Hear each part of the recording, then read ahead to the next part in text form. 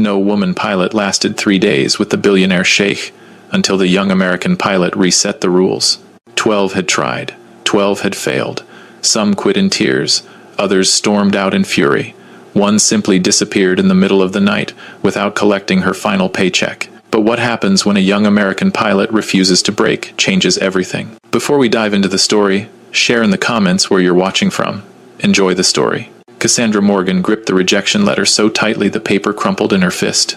The emblem of United Continental Airlines stared back at her mockingly. After 15 years of flawless service, after breaking records as the youngest female captain in the company's history, they had the audacity to call her redundant. Redundant. The word echoed in her mind as she stood in her small Chicago apartment, surrounded by boxes she couldn't afford to keep unpacking.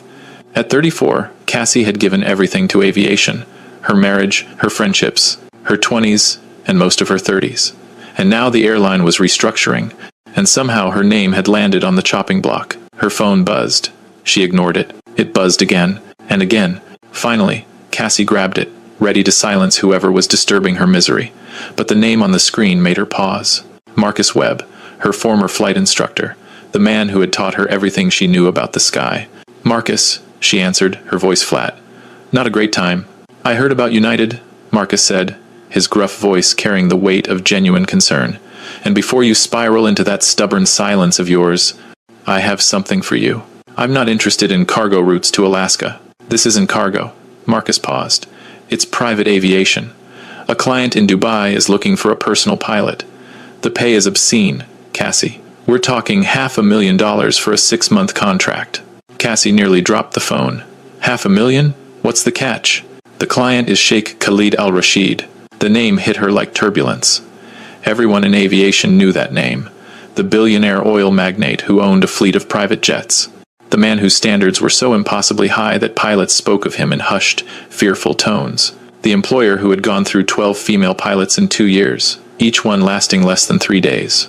"You're joking," Cassie said. "I'm not." He specifically requested a woman pilot again. Something about proving a point, though nobody knows to whom. His people reached out to me because they know I trained the best. "Marcus, those women weren't amateurs. Sarah Chen was one of the finest pilots I've ever known, and she quit after 48 hours. What makes you think I'd last any longer? Because you're not Sarah Chen. You're Cassandra Morgan. You once landed a 747 with a failed hydraulic system and a cabin full of screaming passengers. You don't break, Cassie. You bend the world around you." Cassie walked to her window, staring at the gray Chicago skyline. Her savings were draining faster than she wanted to admit. Her options were limited, and despite every rational thought telling her to refuse, something inside her stirred. Curiosity. When do they need an answer? Yesterday. His people are waiting on the line. Should I patch them through? Cassie closed her eyes. $500,000, 6 months, one impossible man. Do it. 2 weeks later, Cassie found herself standing on a private airstrip outside Dubai, the desert heat wrapping around her like a suffocating blanket. She had traded Chicago's biting cold for this endless expanse of sand and luxury, and she still wasn't sure if she had made the right choice. The Al-Rashid compound rose in the distance like something out of a fever dream. White marble, towering spires, gardens that defied the surrounding desert. Private jets lined the runway like expensive toys, each one worth more than Cassie would earn in several lifetimes. A black Mercedes pulled up beside her, and a young man stepped out. He was impeccably dressed in a tailored suit, his expression carefully neutral. "Captain Morgan?" he asked, his English carrying a slight British accent. "That's me. I am Farid, assistant to Sheikh Al-Rashid. I will escort you to the residence. Your belongings will be taken to your quarters." Cassie nodded and climbed into the car. The leather interior was cool against her skin, a relief from the oppressive heat outside. Farid drove in silence, and Cassie found herself studying the landscape. Palm trees, fountains, security personnel stationed at every corner. This wasn't just wealth. This was power. "The Sheikh has reviewed your credentials," Farid said suddenly. "He was impressed by your record." "Was he?" Cassie asked, her tone carefully even. "He rarely is. Consider it a compliment." Cassie turned her attention back to the window. She had done her research on Khalid al-Rashid, 41 years old, inherited his father's oil empire at 25. Known for his ruthless business tactics and his absolute intolerance for incompetence, the media painted him as cold, demanding, and utterly impossible to please. But there were other rumors too. Whispers about a tragedy in his past. Something involving a plane, something that had changed him. Cassie hadn't been able to find details, but the gaps in his public history told their own story. The Mercedes stopped in front of the main residence. Cassie stepped out and found herself face to face with a woman in her 50s, her silver hair pulled back in an elegant chignon. "Captain Morgan," the woman said, extending her hand. "I am Amira, head of household staff. Welcome to the Al Rashid residence." "Thank you. The Sheikh is currently in a meeting. He will see you at dinner this evening. Until then, I will show you to your quarters and explain the house rules." House rules. Cassie suppressed a smile. She was beginning to understand why previous pilots hadn't lasted. Amira led her through marble corridors lined with priceless art. Every surface gleamed. Every corner was meticulously arranged. The house felt more like a museum than a home. "Your quarters are in the East Wing," Amira explained. "Meals are served at precise times. Breakfast at 6, lunch at 12, dinner at 7. The Sheikh expects punctuality in all matters." "Understood." The aircraft hangar is accessible through the North Passage. You will find the Gulfstream G700 prepared for inspection. Sheikh Al Rashid requires a full systems check before any scheduled flight. Cassie nodded. Standard protocol. Nothing unreasonable so far. Amira stopped at a door and opened it, revealing a spacious room with floor-to-ceiling windows overlooking the garden. The bed was enormous. The bathroom was larger than Cassie's entire Chicago apartment. "If you need anything, dial 0 on the intercom," Amira said. "Dinner is in 4 hours. Please dress appropriately." Before Cassie could ask what appropriately meant, Amira was gone. Alone in the room, Cassie exhaled slowly. She walked to the window and stared at the manicured gardens below. Somewhere in this compound was the man who had broken 12 pilots. The man everyone warned her about. $500,000, she reminded herself. 6 months. I can survive anything for 6 months. But even as she thought it, a small voice in the back of her mind whispered a question she couldn't ignore. What if those women weren't weak? What if they saw something that made them run? At precisely 7 o'clock, Cassie entered the dining room. She had chosen a simple black dress from the wardrobe Amira had prepared. Elegant but not extravagant. Her auburn hair was pulled back in a neat braid, and she wore minimal makeup. Professional. Composed. Ready. The dining room was vast, with a table long enough to seat 30. But only 2 places were set. One at the head, one immediately to its right. Sheikh Khalid al-Rashid stood by the window, his back to her. He was tall, broad-shouldered, dressed in a traditional white thobe that contrasted sharply with his dark hair. When he turned, Cassie felt something shift in her chest. She had seen photographs of him. They hadn't prepared her for the reality. His face was angular, almost severe. High cheekbones, a strong jaw. Eyes so dark they seemed to absorb light rather than reflect it. There was no warmth in those eyes, no welcome. Just cool, clinical assessment. "Captain Morgan," he said. His voice was deep, resonant, carrying an accent that blended British education with Arabic roots. "Please, sit." Cassie walked to her designated seat and sat down. A servant appeared immediately, pouring water into her glass. Khalid remained standing for a moment longer, studying her. Then he moved to his seat with fluid grace. "You are aware of my reputation," he said. It wasn't a question. "I'm aware of the rumors," Cassie replied carefully. "And yet you accepted the position." "I don't make decisions based on rumors." For the first time, something flickered in Khalid's expression. Interest, perhaps. Or amusement. It was gone before Cassie could identify it. 12 pilots, he said, leaning back in his chair. 12 women, each one highly recommended. Each one failed to meet my standards within 72 hours. "What standards, exactly?" Khalid's eyes locked onto hers. "Excellence, precision, absolute competence. I have no tolerance for mediocrity, Captain Morgan. My life depends on the person flying my aircraft. I will not entrust it to anyone who gives less than their best." Cassie felt a flicker of irritation but kept her expression neutral. "I've been flying for 15 years. I've never lost a passenger, never had a serious incident. My record speaks for itself. Records are paper. Performance is reality." Khalid gestured, and servants appeared with the first course. "Tomorrow morning, you will conduct your first flight, a short trip to Abu Dhabi for a business meeting. We leave at 5 a.m. I'll be ready." "We shall see." The meal continued in near silence. Cassie ate carefully, aware that Khalid was watching her every move. She refused to let him unsettle her. She had faced turbulence, mechanical failures, medical emergencies at 30,000 feet. One demanding billionaire was not going to make her flinch. When the dessert course arrived, Khalid spoke again. "You have questions?" Cassie looked up. "Several." "Ask one." She considered her options. There were many things she wanted to know. Why he kept hiring women pilots despite their failures. What had happened to make him so demanding? Why his expression carried shadows that seemed older than his 41 years? But she chose a different question. A professional one. What specifically caused the previous pilots to fail? Khalid set down his fork. Weakness. That's vague. Is it? He stood, signaling the end of the meal. Some cracked under pressure. Others couldn't accept criticism. A few simply lacked the skill they claimed to possess. All of them failed because they prioritized their comfort over competence. Cassie stood as well, meeting his gaze directly. "I don't prioritize comfort. I prioritize getting the job done." Khalid studied her for a long moment. Then he nodded once. 5 a.m., Captain Morgan. Do not be late. He walked out without another word, leaving Cassie alone in the enormous dining room. She exhaled slowly, her heart beating faster than she wanted to admit. There was something about Khalid al-Rashid that went beyond demanding, beyond difficult. There was something broken in him, something hidden beneath layers of control and expectation. And despite every warning instinct screaming at her to keep her distance, Cassie found herself wanting to understand. The next morning, Cassie arrived at the hangar at 4:30. The Gulfstream G700 gleamed under the artificial lights, its sleek white body reflecting the fluorescent glow.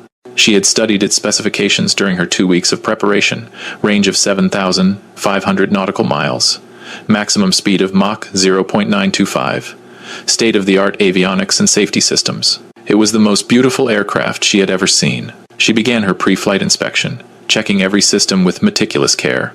Fuel levels, control surfaces, landing gear, engine diagnostics. She was halfway through when she heard footsteps behind her. "You're early." Cassie turned. Khalid stood at the entrance of the hangar, dressed in a tailored suit, a leather briefcase in his hand. His expression was unreadable. "I prefer to be thorough," she replied. Khalid walked closer, his eyes moving over the aircraft. The previous pilot, Sarah Chen, arrived exactly at 5. She claimed punctuality was professionalism. "And you disagreed?" "Punctuality is the minimum expectation. It is not a virtue." He stopped beside her, close enough that she could smell his cologne. Something subtle, expensive. "Tell me about the inspection."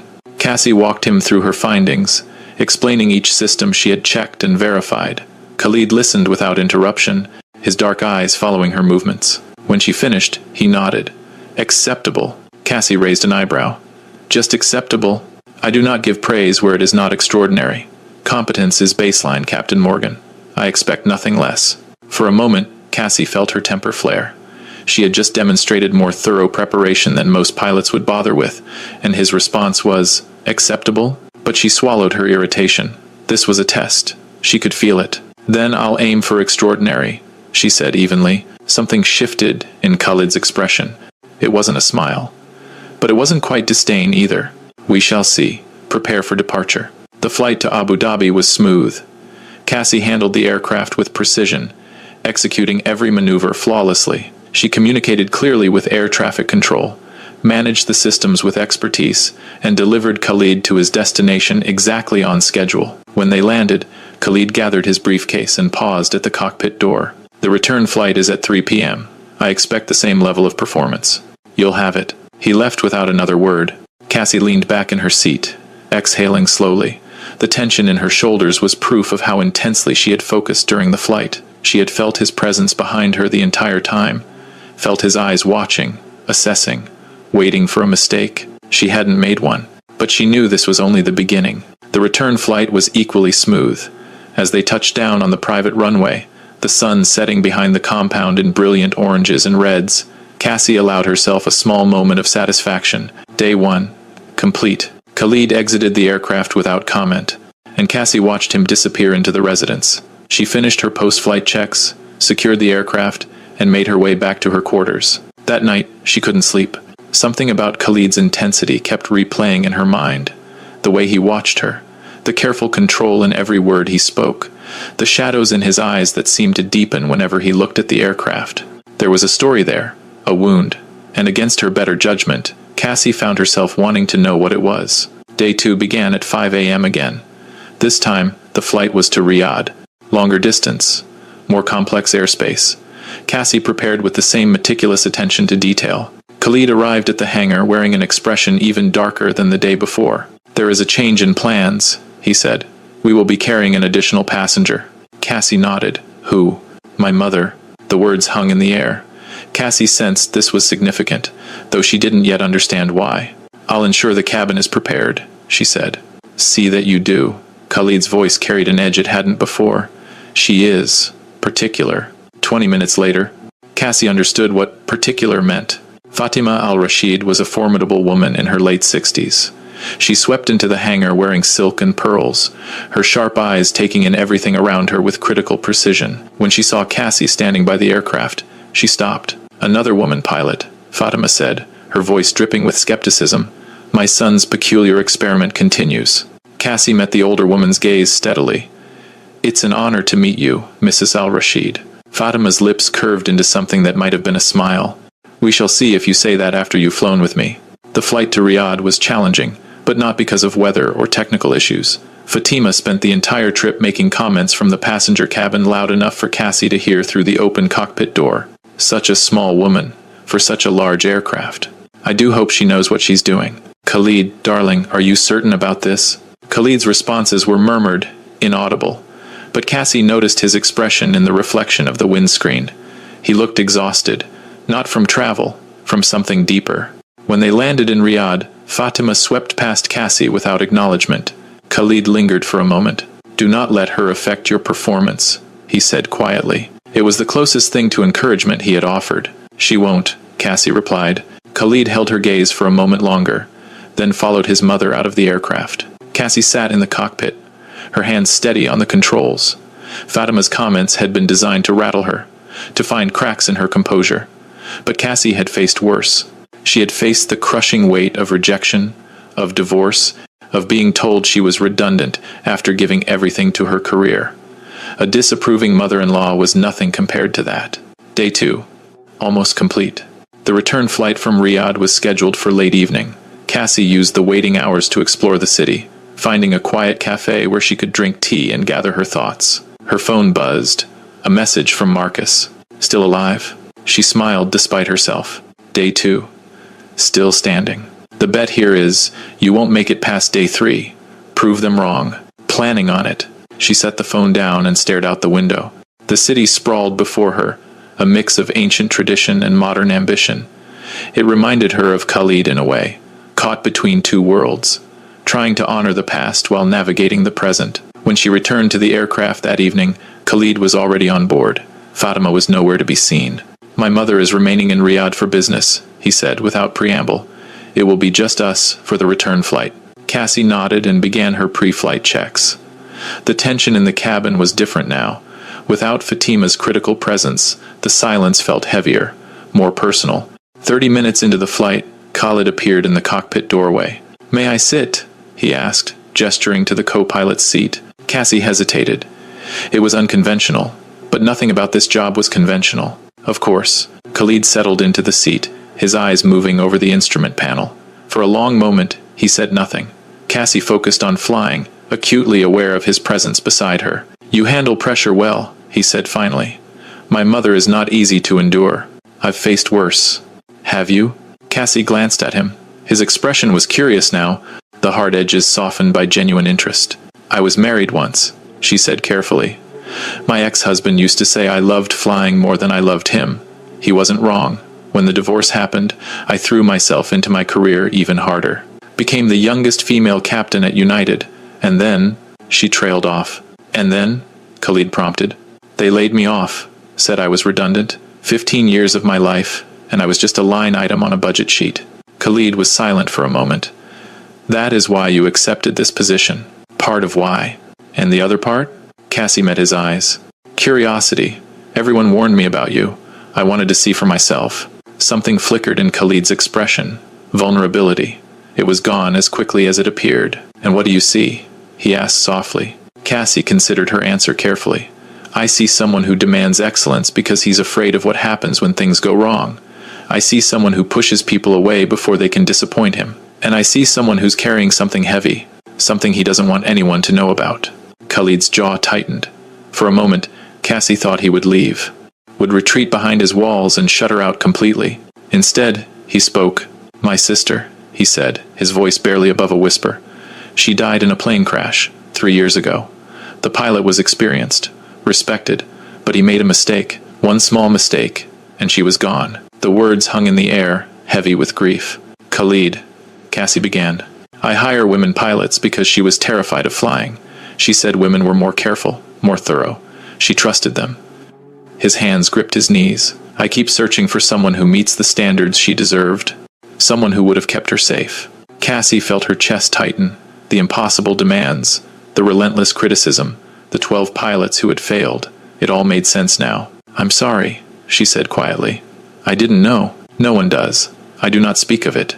He looked at her, his dark eyes filled with pain he rarely showed. "You are the first person I have told." The admission stunned her. They had known each other for barely 2 days, and he was trusting her with his deepest wound. "Why me?" she asked. Khalid studied her face as though searching for something. "Because you do not flinch, you do not bow. You meet every challenge as though it is simply another problem to solve." "My sister was the same way." Cassie didn't know what to say. The moment felt fragile, like something precious that could shatter with the wrong word. So she simply nodded and continued flying. When they landed back in Dubai, Khalid lingered in the cockpit. "Tomorrow is day 3, he said. "The day every other pilot has failed." Cassie looked at him steadily. "I'm not every other pilot." For the first time, Khalid smiled. It was small, barely a curve of his lips, but it transformed his face, made him look younger, almost approachable. "No," he agreed. "You are not." He left the cockpit, and Cassie watched him go. Something had shifted between them tonight. A crack had appeared in his armor, and she had glimpsed the man beneath. She knew the coming days would test her in ways she couldn't predict. Khalid al-Rashid was not an easy man. His wounds ran deep, and his expectations ran higher. But Cassie had never backed down from a challenge, and she wasn't about to start now. Day 3 arrived with a sandstorm. Cassie woke to the sound of wind howling against her windows. The sky was a wall of brown, visibility near zero, the desert itself risen up to challenge her. She dressed quickly and made her way to the hangar. Farid was waiting, his expression troubled. "The Sheikh has a meeting in Doha this afternoon. He is insisting on flying despite the weather." Cassie looked at the sky. Every instinct she had was screaming that flying in these conditions was reckless. "Where is he?" "In his study." "But Captain Morgan, I should warn you he does not respond well to being told no." Cassie nodded and headed toward the main residence. She found Khalid in his study, staring at weather reports on his computer. When she entered, he looked up with that familiar cool expression. "I assume you've come to tell me we cannot fly." "I've come to tell you it would be dangerous." "There's a difference." "Is there?" Cassie stepped closer to his desk. "I've flown through storms before. I've navigated conditions that would make most pilots turn back. But this?" She gestured toward the window. "This is the desert telling us to wait. And I don't ignore warnings when lives are at stake." Khalid's expression hardened. "I have a meeting that cannot be rescheduled. Billions of dollars are." "Worth nothing if we crash," Cassie interrupted. The silence that followed was electric. No one interrupted Sheikh Khalid al-Rashid. No one spoke to him with such directness. But Cassie held her ground. Khalid stood slowly, his height towering over her. He moved closer until they were barely a foot apart. "Every other pilot agreed with my demands," he said, his voice dangerously soft. "Every other pilot did as they were told. And every other pilot failed." "Maybe that's why they failed," Cassie replied, not backing down. "Maybe you need someone who tells you the truth instead of what you want to hear." Khalid stared at her, his dark eyes searching her face. The moment stretched between them, tense and charged. Then, unexpectedly, he stepped back. "Reschedule the meeting," he said to Farid, who had appeared in the doorway.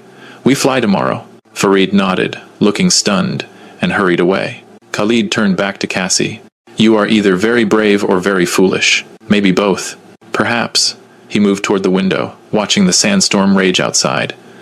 "My sister would have liked you." The words were soft, almost lost in the howling wind, but Cassie heard them. "What was her name?" she asked gently. "Layla."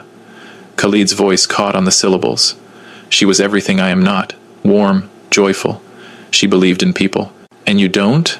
"I believe in protecting what matters, even if it means pushing everyone away." Cassie walked to stand beside him, both of them watching the storm. Pushing people away doesn't protect them, Khalid. It just means you're alone when the storm hits. He didn't respond, but he didn't move away either. They stood in silence, side by side, as the desert raged around them. The sandstorm lasted through the day and into the night. Cassie remained in her quarters, reviewing flight plans, preparing for tomorrow. But her mind kept drifting back to Khalid. She had seen powerful men before, had worked for demanding employers, navigated complex professional relationships. But Khalid was different. His demands weren't born from arrogance or entitlement. They were born from grief, from a desperate need to control what couldn't be controlled. He had lost his sister in a way that shattered something fundamental inside him, and now he was trying to ensure it never happened again, even if it meant driving away everyone who came close. Cassie understood that kind of pain. She had felt it when her marriage ended, when her career crumbled, when she realized that everything she had built could disappear in an instant. The difference was, she had learned to rebuild. Khalid was still trapped in the ruins. A knock at her door interrupted her thoughts. She opened it to find Khalid standing in the hallway, looking more uncertain than she had ever seen him. "May I come in?" he asked. Cassie stepped aside, and he entered the room. He stood by the window, his back to her, his posture rigid. "I owe you an apology," he said finally. "This morning, I was difficult." "You were scared," Cassie said gently. "You were scared that something might go wrong, and you couldn't stop it." Khalid turned to face her. "How do you do that?" "Do what?" "See through me." "No one sees through me." Cassie shrugged. 15 years of reading passengers taught me to read people. Fear looks the same whether you're a nervous flyer or a billionaire sheikh. Khalid let out a breath that was almost a laugh. "You are remarkable, Captain Morgan." "Cassie," she said. "If we're going to be working together, you might as well call me Cassie." "Cassie," he said her name slowly, testing the sound of it. "I don't know what happens after day 3. No one has ever made it this far. Then I guess we'll figure it out together." Khalid held her gaze, and something passed between them. Understanding, connection, the beginning of something neither of them had expected. "Together," he repeated softly. "Let's play a little game for those who read the comments. Type day 4 in the comments. Only those who get to this point will understand. Now let's continue the story." The sandstorm cleared by morning. Day 4 dawned bright and clear, the desert washed clean by the fury of the previous day. Cassie was at the hangar by 4:30, preparing for the rescheduled Doha flight. When Khalid arrived, something in his demeanor had changed. The cold distance was still there, but it was tempered now, softer. "Good morning, Cassie," he said. The sound of her name on his lips still surprised her. "Good morning, Khalid." They flew to Doha without incident. Khalid's meeting went well, and they returned to Dubai by early afternoon. For the first time, the silence between them felt comfortable rather than tense. That evening, Khalid invited Cassie to dinner again, but this time, it was different. "Tell me about your flying," he said as they ate. "What drew you to it?" Cassie smiled, remembering. "My father was a pilot. Flew commercial routes for 30 years. When I was little, he used to take me to the airport just to watch the planes take off. I was fascinated by the idea that something so heavy could float on air. And so you followed his path." "I had to. The sky felt like home to me. Still does." Khalid nodded slowly. Layla felt the same way about music. She was a pianist. Extraordinary talent. She used to say the piano was the only place she felt truly free. "You miss her." "Every day." He set down his fork, his expression distant. The crash was mechanical failure. The pilot tried to land, but he trailed off, unable to finish. Cassie reached across the table and touched his hand. The gesture was instinctive, offering comfort before she could think better of it. Khalid looked at her hand on his, then up at her face. "No one has touched me like that in 3 years," he said quietly. "As though I am simply a person, not a position." "You are simply a person, Khalid. A person who has suffered a terrible loss. That doesn't make you weak, it makes you human." He turned his hand beneath hers, their fingers intertwining. "I do not know how to be human anymore," he admitted. "I have spent so long building walls that I have forgotten what it is like on the other side." "Then let me show you," Cassie said softly. The moment held, fragile, precious, full of possibility. The days that followed marked a turning point.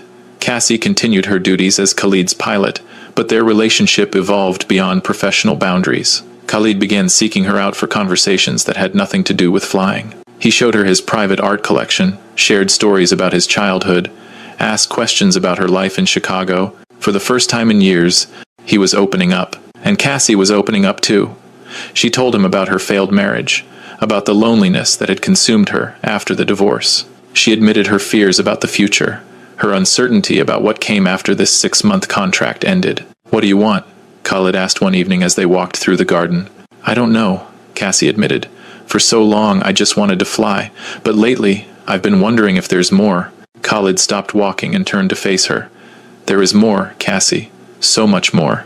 But sometimes we are so focused on surviving that we forget to live." She looked at him, really looked, and saw not the demanding billionaire the world knew, but a man who was fighting his own battles. A man who was trying to heal. "You've changed," she said, "since I arrived." "You have changed me," he replied simply. The words hung between them, heavy with meaning. Cassie felt something shift in her heart, a door opening, a wall crumbling, and for the first time since her divorce, she didn't try to stop it. But the peace wouldn't last. 2 weeks into her contract, news arrived that shattered everything. Cassie was in the hangar, performing routine maintenance checks, when Fareed appeared with an expression that made her blood run cold. "Captain Morgan, the Sheikh requires your presence immediately." "What's wrong?" Fareed hesitated. "There has been a development. A complication." Cassie followed him to Khalid's study. When she entered, she found Khalid standing rigid by his desk, his face a mask of controlled fury. "What is it?" she asked. Khalid handed her a tablet without a word. On the screen was a news article. The headline hit her like a physical blow. Sheikh al-Rashid's new pilot, the woman who crashed a private jet in 2018. Cassie stared at the words, her heart stopping. "It's not true," she said immediately. "That crash, it wasn't my fault. The investigation cleared me." "Then why is your name on this report?" Khalid's voice was ice. He scrolled down the tablet to show official-looking documentation. "It says here that you were the captain of record for a crash that killed 2 passengers. Those documents are falsified. Someone is lying." Who would lie about this? Cassie's mind raced. There was only one person who had access to her records, who had reason to want her to fail. "My former co-pilot," she said slowly. "Richard Haynes. We had history. When I refused his advances, he filed a complaint against me. It was dismissed, but he swore he would ruin my career." Khalid's expression didn't change. "You expect me to believe this is a vendetta?" "I expect you to investigate before you condemn me." Cassie stepped closer, her voice firm. "You hired me because my record was flawless. You've seen my skills firsthand. Would I have been cleared by the FAA if I had caused a fatal crash?" Khalid was silent for a long moment. "The evidence is compelling," he said finally. "Evidence can be fabricated. Why would someone go to such lengths?" Cassie met his gaze directly. "Because he wants to destroy me. And right now, destroying me means destroying whatever is happening between us." Khalid's eyes flickered. "What do you mean?" "I think Richard knew I took this job. I think he saw the opportunity to sabotage me in the most public way possible. And I think someone helped him, someone with access to official channels." The implications hung in the air. Khalid turned away, his hands gripping the edge of his desk. The vulnerability she had seen in recent days was gone, replaced by the cold, calculating man she had met on her first night. "I will investigate," he said finally. "But until this is resolved, you are grounded." "Khalid, that is my decision." He looked at her, his expression impenetrable. "I cannot risk this company, or my reputation, on uncertainty." Cassie felt her heart crack. After everything they had shared, he was choosing doubt over trust. "I thought you were different," she said quietly. "I thought you saw me. I saw what you showed me. Now I am seeing something else." Cassie nodded slowly, swallowing the pain that threatened to overwhelm her. "Then I guess you have to decide who I really am," she said. "And I hope, for both our sakes, you choose truth over fear." She walked out of the study without looking back. Behind her, Khalid stood alone, the weight of his decision pressing down on him like the desert sand. Do you think Khalid should trust Cassie? Share your thoughts in the comments. If you're ready to see what happens next, and at the end, don't forget to rate the story from 0 to 10. And if you haven't subscribed, please do. Show Dan Ashworth some love and motivation. The days that followed were the longest of Cassie's life. Grounded. The word felt like a prison sentence. She had spent 15 years in the sky, and now she was trapped on the ground, watching other pilots take off while she remained behind. Khalid had assigned her to administrative duties while the investigation proceeded. It was a mercy, she supposed. He could have dismissed her immediately, But the distance between them was almost worse than termination. When they passed each other in the hallways, Khalid barely acknowledged her. The man who had held her hand at dinner, who had shared his deepest grief, had retreated behind walls thicker than before. Cassie threw herself into research. If Richard Haynes had fabricated evidence, there had to be a trail. She spent hours poring over old records, reaching out to former colleagues, searching for anything that could prove her innocence. On the third day of her grounding, she received a message from an unexpected source. It was from Jennifer Walsh, a flight attendant she had worked with at United. Jennifer had always been kind, one of the few people who had reached out after Cassie's layoff. "Cassie, I saw the news. I know it's not true. Richard has been telling people he finally got his revenge. He's been drinking heavily, bragging about connections in the FAA. I don't have proof, but I thought you should know. Be careful." Cassie stared at the message, her heart pounding. Richard was bragging. That meant he was confident. But confident people made mistakes. She needed to find those mistakes. That evening, Cassie requested a meeting with Khalid. She was made to wait for 2 hours before Fareed finally escorted her to the study. Khalid sat behind his desk, his expression carved from stone. He didn't invite her to sit. "What do you want, Captain Morgan?" The use of her title stung. "Not Cassie, not anymore. I have new information." She handed him her phone, showing Jennifer's message. "Richard Haynes is bragging about what he did. He has connections inside the FAA. If you investigate those connections, you'll find the fabrication." Khalid read the message, his expression unchanged. "This proves nothing," he said. "It is hearsay from a friend. It's a lead, a starting point.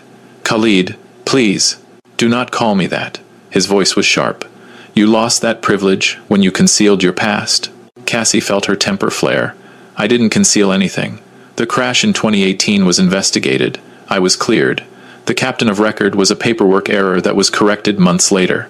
Richard knew about the error because he was the one who filed the original report incorrectly." Khalid's eyes narrowed. "You're saying he planned this years ago?" "I'm saying he saw an opportunity and took it. When I rejected him, he filed a harassment complaint that was dismissed. When I got promoted over him, he requested a transfer. He's been waiting for a chance to destroy me, and my taking this job gave him the perfect opening." "Why would taking this job matter?" Cassie hesitated. "Because you're high profile. Because destroying me here would be public, humiliating. And because—" She trailed off. "Because what?" "Because he knew what was developing between us. He must have someone inside your organization feeding him information." Khalid stood abruptly, his chair scraping against the floor. "You're suggesting I have a spy in my household?" "I'm suggesting that the timing of this article wasn't coincidental. It came out exactly when things between us were changing. Someone wanted to drive a wedge between us, and it worked." Khalid walked to the window, his back to her. The silence stretched between them, heavy and painful. "I trusted you," he said finally. "I told you things I have never told anyone, and now I discover there are parts of your past you never mentioned. Because they weren't relevant. The crash investigation cleared me completely. Why would I bring up something that was resolved years ago? Because transparency matters. Because when you work for someone like me, every detail matters." Cassie stepped closer. "You're right. I should have told you about the incident, even though I was cleared. But Khalid," she caught herself. "Sheikh al-Rashid, I am telling you now that I am innocent. I am asking you to trust me enough to investigate properly before you make a final decision." Khalid turned to face her. His expression was conflicted, the cold mask cracking just slightly. "And if the investigation proves you guilty, then I'll accept whatever consequences come. But I know the truth. And somewhere deep down, I think you do too." He held her gaze for a long moment. Then he nodded once. "I will expand the investigation. But until it is complete, you remain grounded." Cassie exhaled slowly. It wasn't forgiveness, but it was a chance. "Thank you." She turned to leave, but Khalid's voice stopped her. "Cassie." She looked back. He had used her name. "I want to believe you," he said quietly. "But I have been wrong before, and the cost of being wrong is too high."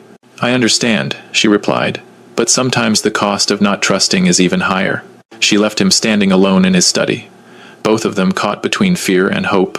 The investigation intensified over the following week. Khalid hired a private security firm to trace the origins of the falsified documents.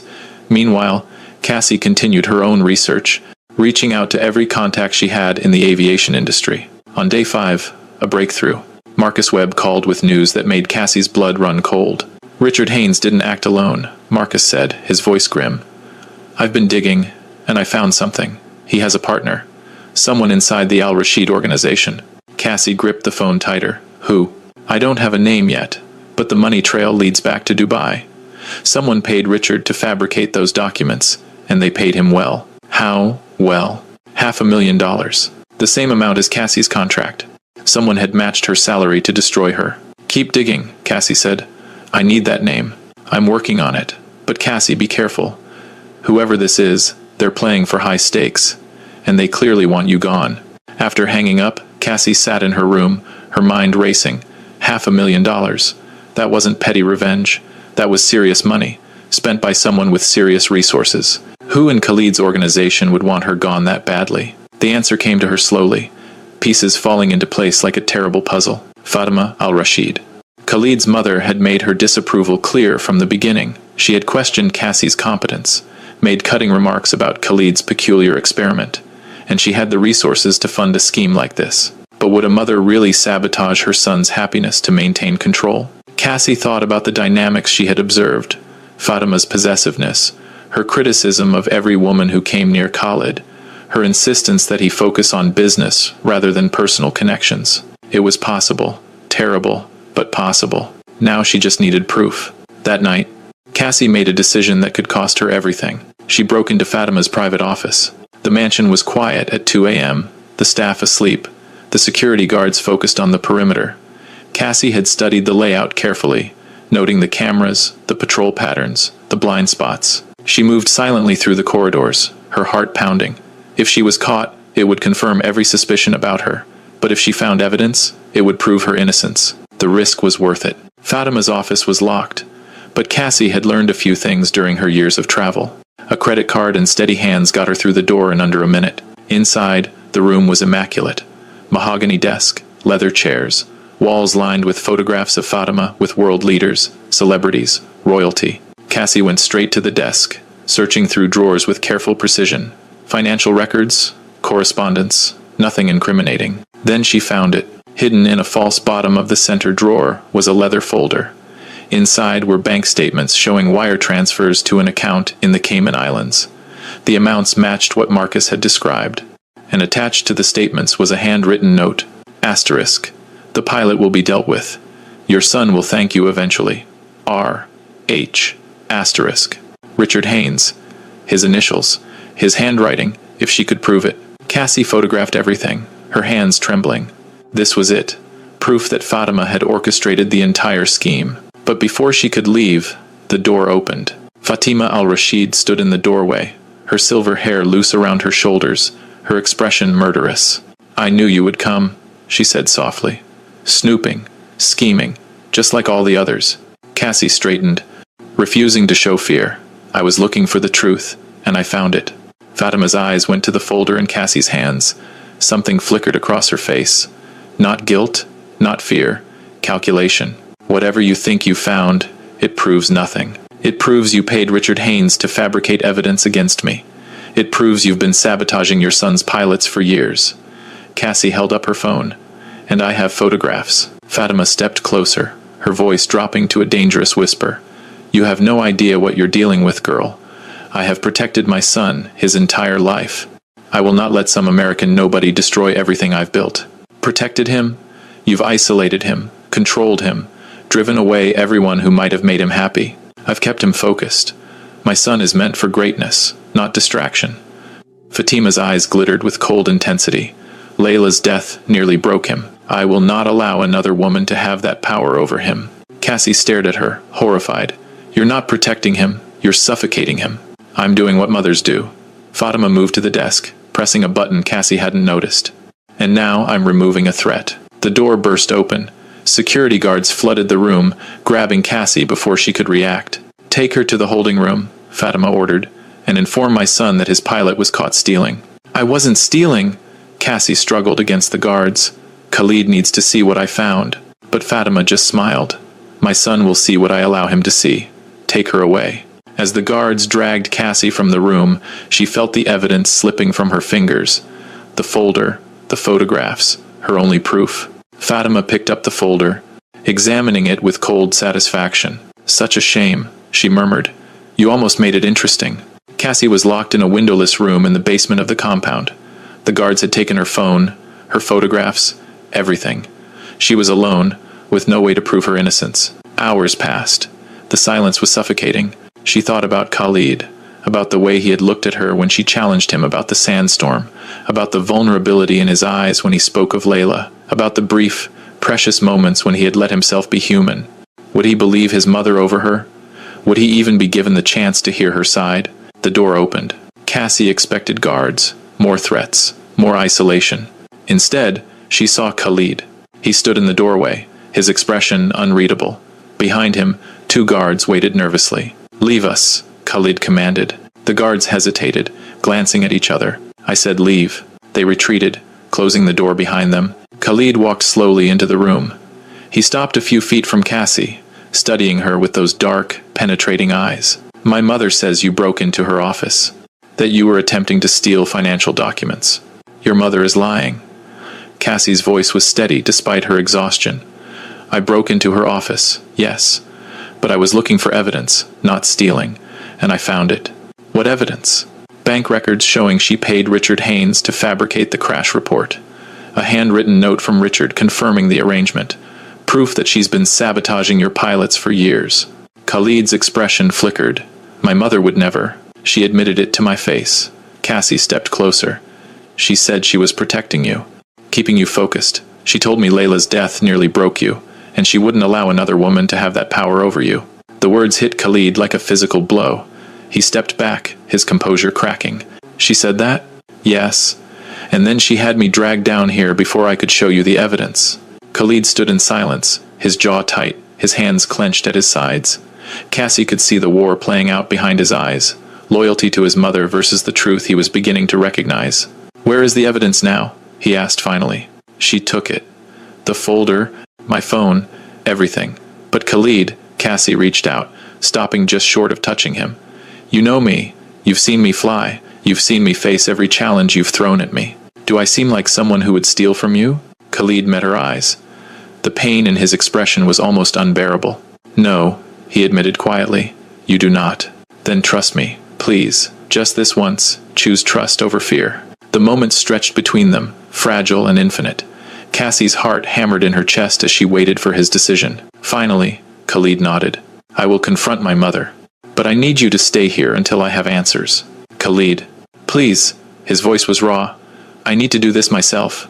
Cassie nodded slowly. "Okay, but promise me something." "What?" "Promise me you'll listen with your heart, not just your head. Your mother has spent years controlling the narrative. Don't let her do it again." Khalid held her gaze for a long moment. Then he reached out and touched her face, his fingers gentle against her cheek. "I promise." He left without another word, and Cassie was alone again. But this time, the silence didn't feel quite so hopeless. The confrontation between Khalid and his mother took place in her private office. Fatima was seated behind her desk, composed and elegant, when Khalid entered. "Darling," she said, rising to greet him.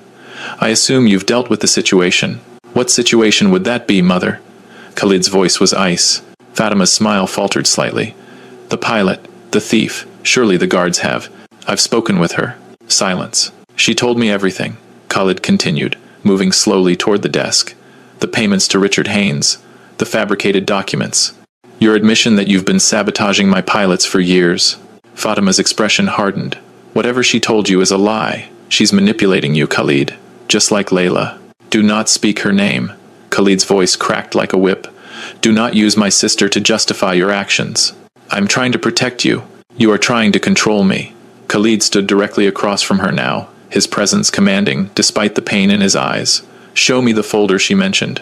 The bank records. If she's lying, you have nothing to hide." Fatima's composure finally cracked. "This is absurd. I am your mother. You should trust me without question." "And I did. For years, I trusted you completely. I let you guide my business, my relationships, my entire life." Khalid's voice dropped to a whisper. "But trust that isn't questioned isn't trust at all. It's blindness." He began searching the office, methodically opening drawers and compartments. Fatima moved to stop him, but one look from Khalid froze her in place. When he found the false bottom in the center drawer, Fatima's face went pale. Khalid pulled out the leather folder. He read the bank statements, the handwritten note. The evidence of his mother's betrayal, the silence that followed was deafening. "How long?" Khalid asked, his voice barely audible. Fatima said nothing. "How long have you been doing this?" Still silence. "Answer me." Fatima flinched. In all his years, Khalid had never raised his voice to her. "Since Layla," she finally said. "Since I watched you nearly destroy yourself with grief. I swore I would never let anyone have that much power over you again. So you drove away every woman who came close. Every pilot who might have become more than an employee. I did what was necessary." Khalid closed his eyes, the weight of the revelation crushing him. When he spoke again, his voice was hollow. "You cost me everything. Opportunities, connections, love." He looked at his mother with an expression that was almost worse than anger. Disappointment. "You cost me the chance to heal." Fatima's eyes filled with tears. "Everything I did was for you. You must see that. I see a woman so afraid of losing control that she destroyed what she claimed to protect." Khalid set down the folder. "I want you to leave the compound. Tonight." "Khalid, this is not a negotiation. You will transfer to the London residence. You will not contact me until I decide I'm ready to speak with you. And you will never interfere in my life again." Fatima stared at him, disbelief and anguish warring on her face. "You would choose that woman over your own mother?" "I'm choosing myself," Khalid replied. "For the first time in my life, I'm choosing who I want to be, not who you designed me to be." He walked to the door, pausing with his hand on the frame. "Goodbye, Mother." He left without looking back. Cassie was still in the holding room when Khalid returned. She stood as he entered, searching his face for answers. "What happened?" Khalid crossed the room in 3 strides and pulled her into his arms. The embrace was fierce, desperate, filled with everything he couldn't say. Cassie held him back, feeling his body tremble against hers. "She admitted it," he said into her hair. "Everything you said was true." "I'm so sorry, Khalid." "Don't be." He pulled back, cupping her face in his hands. "You saved me. You showed me the truth, even when I was too blind to see it. What happens now? My mother is leaving. She'll live in London until I decide if I can ever forgive her." His eyes searched her face. "And you, I owe you more apologies than I can count. I doubted you. I pushed you away. I let fear override everything I knew to be true." "Khalid, let me finish." He took a breath. "You are the most remarkable woman I have ever known. You didn't just survive my demands. You challenged them. You made me question everything I thought I knew about strength and control. And somewhere along the way," his voice caught, "somewhere along the way, I fell in love with you." Cassie's heart stopped. "What did you say?" "I love you, Cassie Morgan." Khalid's voice was steady now, certain. "I love your courage and your stubbornness and your refusal to let anyone break you. I love the way you see through my walls, like they're made of glass. I love everything about you, and I'm terrified of what that means." Tears streamed down Cassie's face. She had spent so many years building her own walls, protecting herself from pain, from disappointment. And now this man, this impossible, demanding, the broken man was standing before her, completely vulnerable. "I'm terrified too," she admitted. "I wasn't supposed to feel this way. You were supposed to be just a job, just a challenge, but you became so much more. Then what do we do?" Cassie smiled through her tears. "I think we start by being terrified together." Khalid laughed, a real laugh, warm and genuine, and kissed her. The kiss was everything. Tender and fierce, healing and awakening, a promise of everything they could become. When they finally pulled apart, Khalid rested his forehead against hers. "Stay," he whispered. "Not as my pilot, not as an employee. Stay because you want to be here, because you want to build something with me." Cassie's answer was another kiss. The months that followed transformed everything. Khalid publicly cleared Cassie's name, exposing Richard Haynes' fabrication and his mother's involvement. Richard faced criminal charges for fraud and defamation. The aviation community rallied around Cassie, offering her positions at multiple airlines. But she turned them all down. She had found something better. Khalid restructured his organization, removing his mother's loyalists and building a team based on competence rather than control. He began therapy, working through years of grief and isolation. The cold, demanding Sheikh, the world knew slowly, gave way to someone warmer, more open. Cassie continued flying, but now it was different. She flew because she loved it, not because she had something to prove. And Khalid often sat beside her in the cockpit, watching the world pass beneath them with wonder in his eyes. "My sister would have loved this," he said one evening as they flew toward sunset. "The freedom, the beauty. Tell me about her." Cassie said softly. And Khalid did. He talked about Layla's music, her laughter, her stubborn belief that people were fundamentally good. He cried as he spoke, and Cassie held his hand, letting him grieve openly for the first time. The healing wasn't easy. There were setbacks, arguments, moments when old patterns threatened to return, but they faced each challenge together, learning to bend without breaking. 6 months after Cassie had first arrived in Dubai, Khalid took her to a place she had never seen before. They drove into the desert at sunset, stopping at a small oasis surrounded by date palms. Lanterns hung from the trees, casting golden light across the sand. A table was set for two, covered in flowers and candles. "What is this?" Cassie asked, breathless. "This was my sister's favorite place," Khalid said. "She used to come here to escape the noise of our world. She said the desert taught her to listen." He led Cassie to the table, where they sat watching the stars emerge one by one. "I brought you here because I want to ask you something," Khalid said, his voice serious. Cassie's heart raced. "What?" Khalid reached into his pocket and pulled out a small velvet box. When he opened it, a diamond ring caught the lantern light, sparkling like a captured star. "Cassandra Morgan, you came into my life as a challenge and became my salvation. You taught me that strength isn't about control, it's about trust. You showed me that love isn't a weakness, it's the only thing that makes us truly alive." He knelt before her, his dark eyes shining with emotion. "Will you marry me? Not in a contract or an arrangement, but in truth, in love, for the rest of our lives."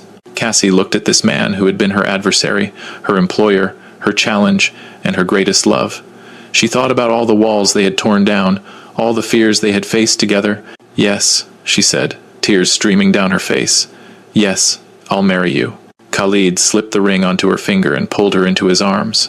Around them, the desert stretched endless and ancient, bearing witness to their promise. The wedding took place 3 months later in the garden of the Al Rashid compound. It was small, just close friends and the staff who had become family. Marcus Webb walked Cassie down the aisle, beaming with pride. Fatima was not invited, but she sent a letter, a tentative step toward reconciliation that Khalid read privately before setting aside. Forgiveness would come eventually, but it would take time. Cassie wore a simple white dress that caught the sunlight like wings. Khalid wore a traditional thobe, his expression softer than anyone had ever seen it. Their vows were personal, drawn from the journey they had shared. "I vow to challenge you when you're wrong and support you when you're right," Cassie said. "I vow to fly with you through every storm and remind you that the sky is always there, waiting. I vow to trust you, even when fear tells me not to," Khalid replied. "I vow to open my heart instead of hiding behind walls, and I vow to love you with everything I am, for as long as I breathe." When they kissed, the small gathering erupted in applause. But Cassie barely heard it. In that moment, there was only Khalid, and the future they would build together. The years that followed were filled with more joy than Cassie had ever imagined. They divided their time between Dubai and Chicago, where Cassie reconnected with her roots. Khalid invested in aviation programs for underprivileged youth, honoring his sister's memory by giving others the chance to fly. Cassie continued as a pilot, now training the next generation of aviators. She became known not just for her skill, but for her philosophy, that true excellence came from resilience, not perfection. 2 years after their wedding, they welcomed a daughter. They named her Layla. The baby had her father's dark eyes and her mother's stubborn spirit. Khalid held her with a tenderness that would have seemed impossible to the cold man Cassie had first met. "She's perfect," he whispered, watching Layla sleep. "She's ours," Cassie replied, leaning into his embrace. One evening,